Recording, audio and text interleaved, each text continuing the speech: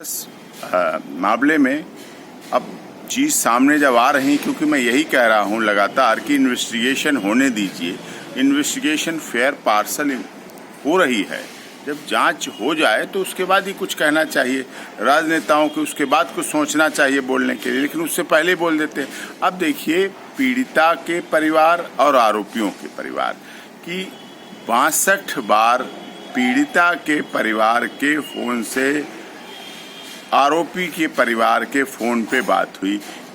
42 बार आरोपी परिवार के आरोपी के नंबर से पीड़िता के परिवार से लगातार बात हुई है। 104 बार कॉल आदान प्रदान हुआ है। 5.5 घंटे लगभग बातें हुई हैं इस दौरान, इस सब में। इस बात को SC/ST एक्ट लगाने से पहले इस बात पर तो नज़र रखना चाहिए, इस बात पर तो सोचना चाहिए कि क्या संबंध रहे हैं, किस तरह के संबंध रहे। और ये सबसे बड़ी महत्वपूर्ण बात है, कॉल की लोकेशन चंदवा थाना ही है, टावर वहीं का थाना बता रहा है, घर भी दोनों के पास पास है, पीड़ित परिवार का और आरोपियों का परिवार के घर। आरोपी परिवार जो संदीप है उसका घर भी पास है, उसका भी घर पास है। घर पास पास होते हुए फ़ोन पे बात करना, ये किस तरफ इशारा कर रहे हैं, किस तरफ की बात कर रहे हैं, ये क्या कह रहे हैं? साफ दृष्टि से कहीं ना कहीं प्रेम संबंध का ये मामला रहा है, अफेयर का मामला रहा है, और उसकी वजह से ये सब इस तरह केस को तूल दिया गया।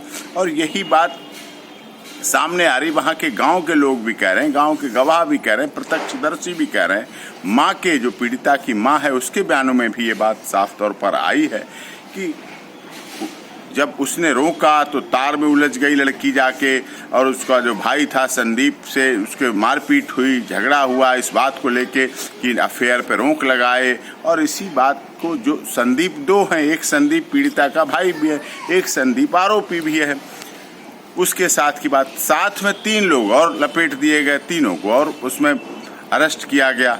ये सब चीज़ें SC/ST एक्ट बना है, दलित समाज जो हमारा समाज का अंग है, महत्वपूर्ण अंग है, मजबूत अंग है, उसको सुरक्षा देने के लिए, संरक्षण देने के लिए कि उसके साथ कोई भी गलत कार्य किसी तरह का ना हो। संविधान उन्हें सुरक्षा देता है, हमारा संरक्षण देता है, लेकिन संविधान कभी नहीं कहता, डॉक्टर भीमराव अंबेडकर की संविधान निर्मात्री सभा के अध्यक्ष थे, वो कभी नहीं इस बात को कहते हैं कि SC/ST एक्ट का दुरुपयोग हो। दुरुपयोग नहीं होना चाहिए। इससे लोगों में आस्था खत्म होती है, विश्वास खत्म होता है, कानून के प्रति भरोसा खत्म होता है। और माननीय उत्तर प्रदेश के मुख्यमंत्री योगी जी ने इस भरोसे को कायम करने के लिए ही SP, SSP, डिप्टी SP और जो निम्न अधिकारी थे उनको सस्पेंड किया, तुरंत SIT गठित की। SIT गठित करने के तुरंत थोड़े दिन बाद ही CBI की जांच की मांग शुरू कर दी। CBI की जांच, देखिए, CBI की मांग जब लोगों ने नहीं तक की, उसी समय माननीय योगी जी ने CBI जांच की कराने के लिए केंद्र को रिकमेंडेशन भेज दी, महज हफ्ते भर के अंदर।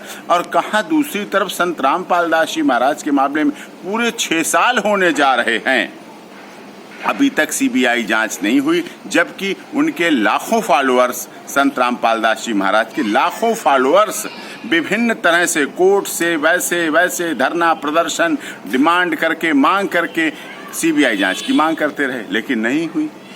सुशांत राजपूत में 2 महीने लग गए, बिहार सरकार, महाराष्ट्र सरकार और सबको CBI जांच की मांग करते हुए, तब कहीं CBI जांच की। तो CBI जांच पारदर्शी संस्था है, सेंट्रल ब्यूरो ऑफ इन्वेस्टिगेशन हमारी मजबूत संस्था है, मजबूत इन्वेस्टिगेशन एजेंसी, उस पर भरोसा करना चाहिए। नार्को टेस्ट कराया जाए। अब कॉल डिटेल सबकी आई, आजकल इलेक्ट्रॉनिक एविडेंस है, इस इलेक्ट्रॉनिक एविडेंस को दुनिया की कोई ताकत रोक नहीं सकती, चाहे डिफेंस काउंसिल हो, चाहे प्रोसिक्यूशन हो के काउंसिल हो, चाहे स्टेट के वकील, कोई इस बात को मना नहीं कर सकते। अगर संदीप के फ़ोन से बात हुई है और संदीप के फ़ोन पर बात हुई है पीड़िता के भाई के फ़ोन नंबर से, क्योंकि वो जो पीड़िता के यहाँ फ़ोन नंबर है, ऐसा पाया गया है कि पीड़िता के भाई के नंबर पे फ़ोन नंबर था, तो वहाँ से वो बात होती थी, और इधर संदीप का फ़ोन नंबर था। 104 बार कॉल होना, लगभग 5.5 घंटे बातें होना, क्या बातें हुई, किस तरह की बात हुई? क्या खेती बाड़ी की बातें हुई? क्या बिजनेस की बातें हुई? क्या कहाँ की क्या राजनीतिक बातें हुई? क्या सामाजिक बातें हुई?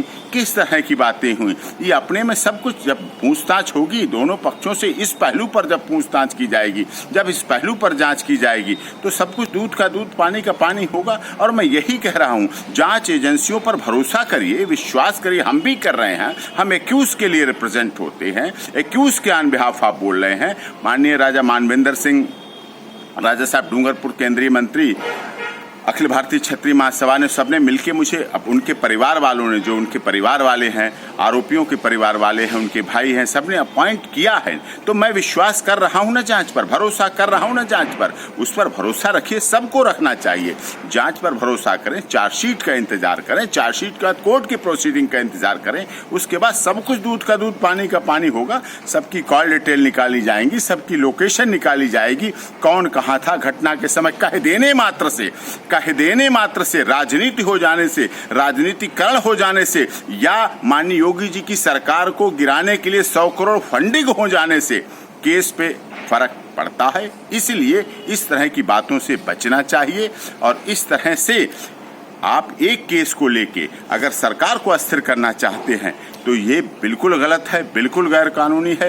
केस को केस रहने दीजिए, केस को केस की तरह लड़िए, केस को केस की तरह प्रोसीडिंग होने दीजिए और इंतजार कीजिए। अदालत पर भरोसा कीजिए, उत्तर प्रदेश की न्यायपालिका पर भरोसा कीजिए, इलाहाबाद हाई कोर्ट पर भरोसा कीजिए। देखिए, इलाहाबाद हाई कोर्ट ने सो मोटो नोटिस लिया ना, एक्शन मांगा ना।